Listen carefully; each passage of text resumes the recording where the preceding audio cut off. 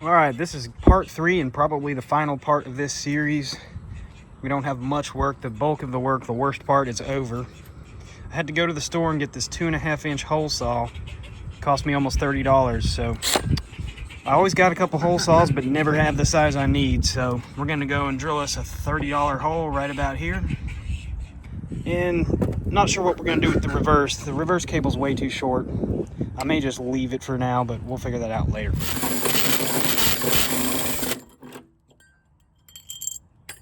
All right, we got our $30 hole drilled. Make sure she fits. Oh yeah, she fits perfect.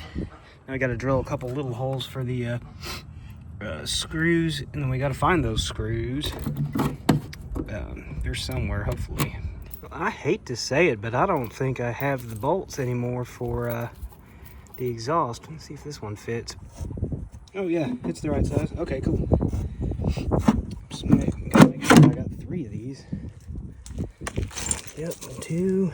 Come on, one more. 3. There we go. Okay, we got the exhaust bolts. Perfect. Exhaust is officially in completely from one end to the other. Now I can work on the fuel tank and everything else. Before I do anything with the motor or fuel, we're going to go ahead and put a seat in so we can build everything around it, have the steering, make sure everything's in the right place. Okay, I measured out and marked the dead center of this bench seat. Got a new thing of riv nuts because I was running low. So we're basically just going to eyeball this up, get it as centered as possible. There. Just double check, make sure that's pretty centered.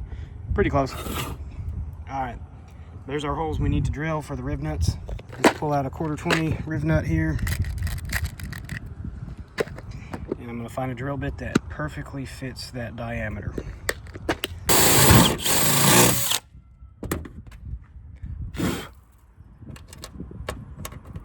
Little wiggle room, I don't really like that, but it should tighten up good.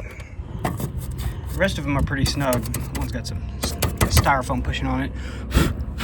Yeah, that'll hold. Let's go get our riv nut tool and tighten these down.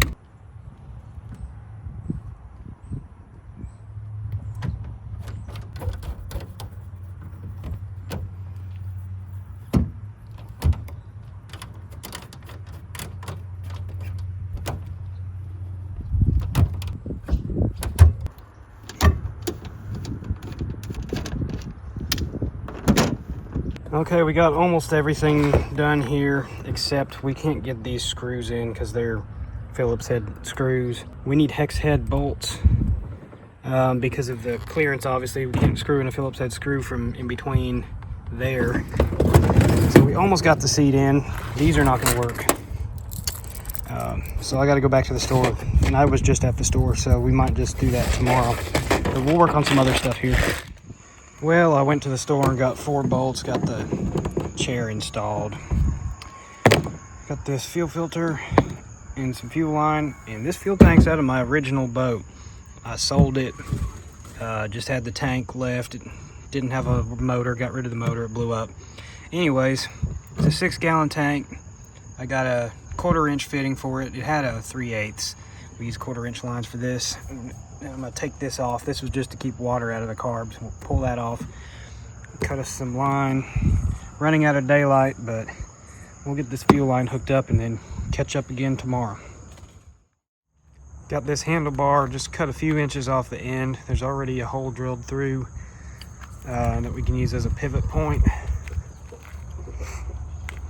So it's gonna be mounted on a bracket here, and we'll be able to steer it just like all the other ones I made.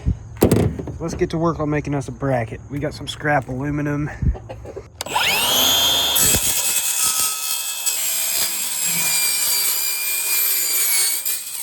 Now we got to just bend this in half around something solid. Might get it started here on the edge of the truck bed just to get that bend going, and then I've got to wrap it around something that's roughly the width of the handlebars, but straight, obviously.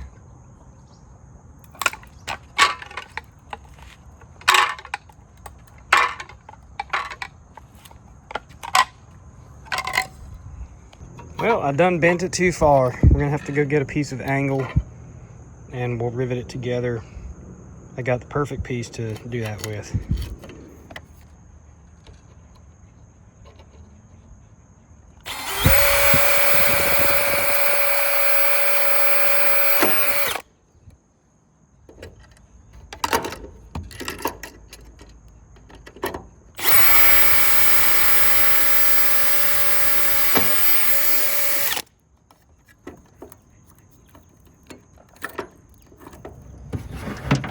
All right, here's our bracket. Put it right about here. We're gonna drill one hole, put a rivet in to hold it in place, and then drill the rest of the holes and rivet it down.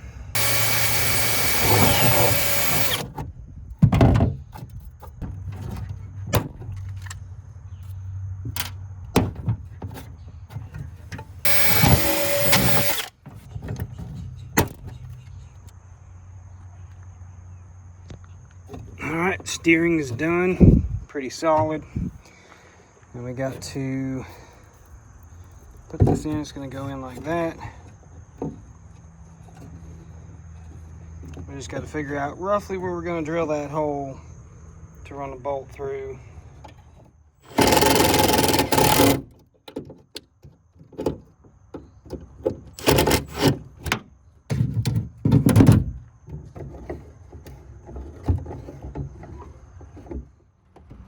So I lost the ball joint for the steering, so I just drilled through the push rod here and ran a bolt through it.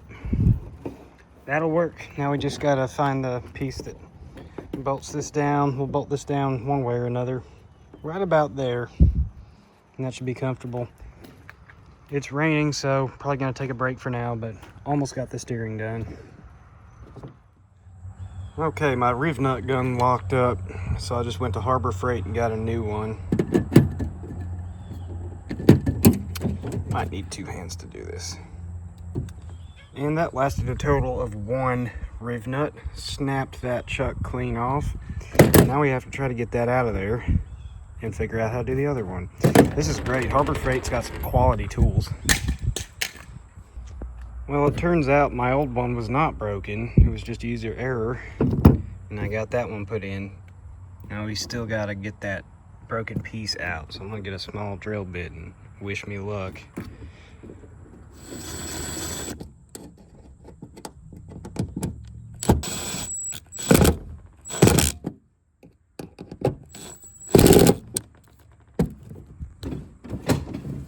There's our steering.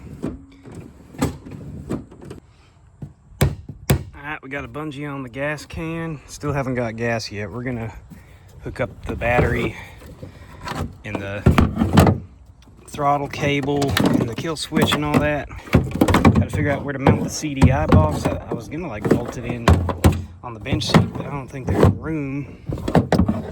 I could maybe put one bolt in, just bolt it on one side and just have it sitting right there. That might be the best option.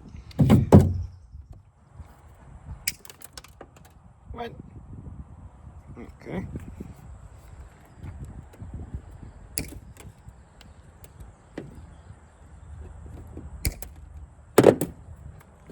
All right, we got everything's wired up, plugged in, except the battery. Throttle cable's adjusted. Oh, I gotta set that jam nut. Gotta tighten that down. But yeah, we're ready to go on that end. We'll just hook up the battery and see if it'll crank. Then we gotta get gas and see if we can start it. We got the CDI box bolted up here. Got a rev nut here in the rib, and then this one I just had to go through the hole with it. Siliconed it real good. It's rock solid. It's not sitting on the bottom, so if the boat does take on water, it's not gonna instantly submerge the CDI. All that's left to do right now is find those wires to the battery. The reverse cable for now is right here. Not sure what to do with that yet, but we're just setting it there for now, as that's all the further it will reach. Could you not? Anyways, that's just going to be like that for the moment until I figure that out. All right, batteries installed.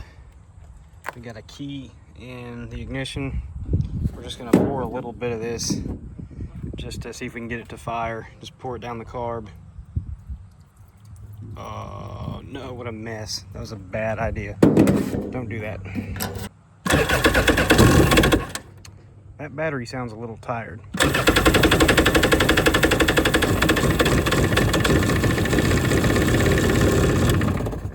All right, we got her to fire. Let's not dump any more fuel all over the carburetor and go fill this tank with gas and see if we can get it running good. Well, we went to the store and filled the tank with gas. We're gonna get it started here. I could use starting fluid, but that might have been a little too much. Let's see if we can get her going.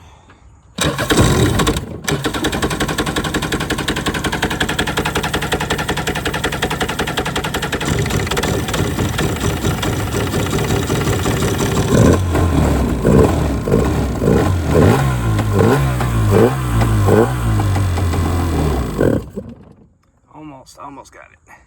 Filled the filter up.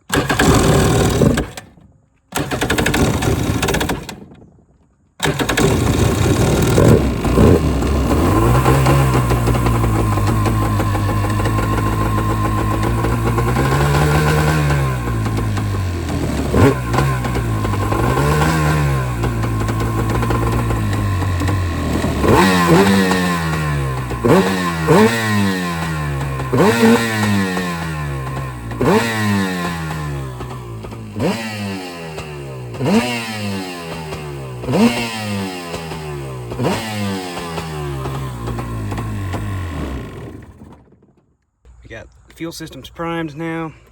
We got the shut-off valve. Sounds very healthy. Now we can zip tie the rest of these connections so they don't pop loose. But yeah, she runs good.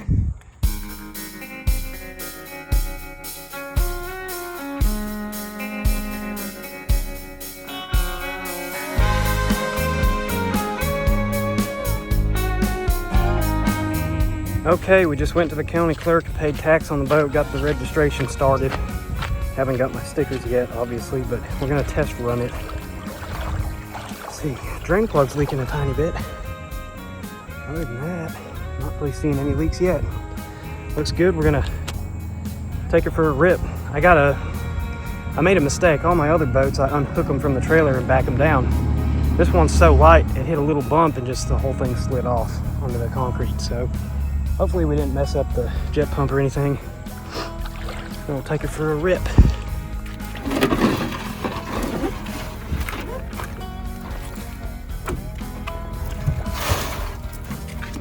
All right. A little bit front heavy, not terrible.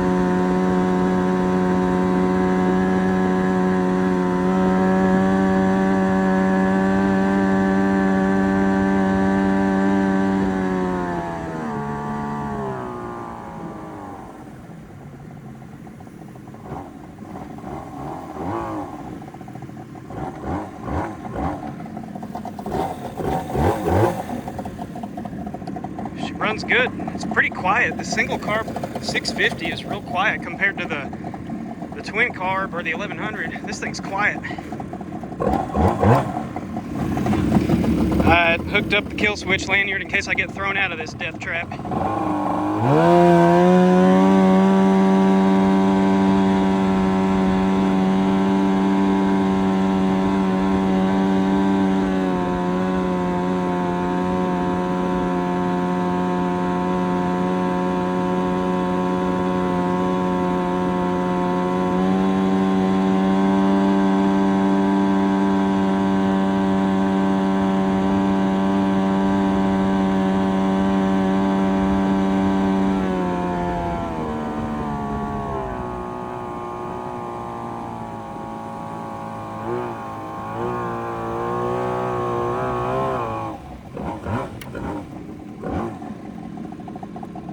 Handle's good, a little squirrely, but acceleration's good. Motor runs great, like runs perfectly.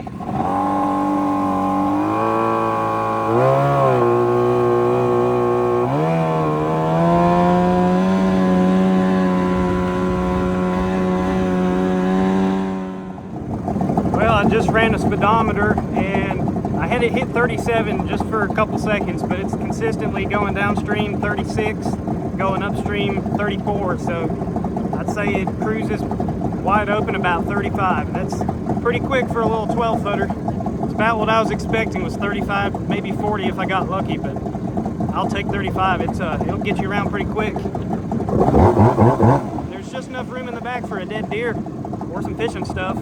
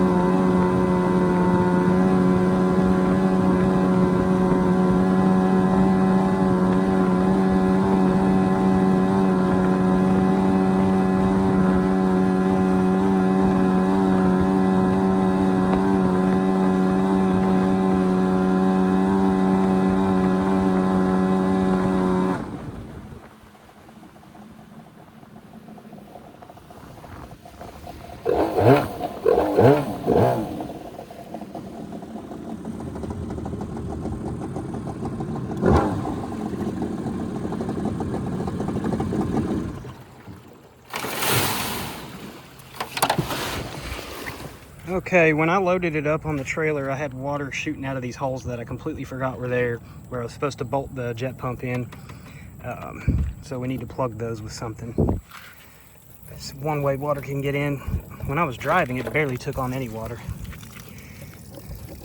Just maybe a little splashing in or splashing over, but for the most part, it barely leaks a drop. I'd say I did pretty good on that. The exhaust doesn't seem to leak at all. All the stitching on the bottom seems to hold water. Shut off our fuel and head on home. We gotta tie this down first.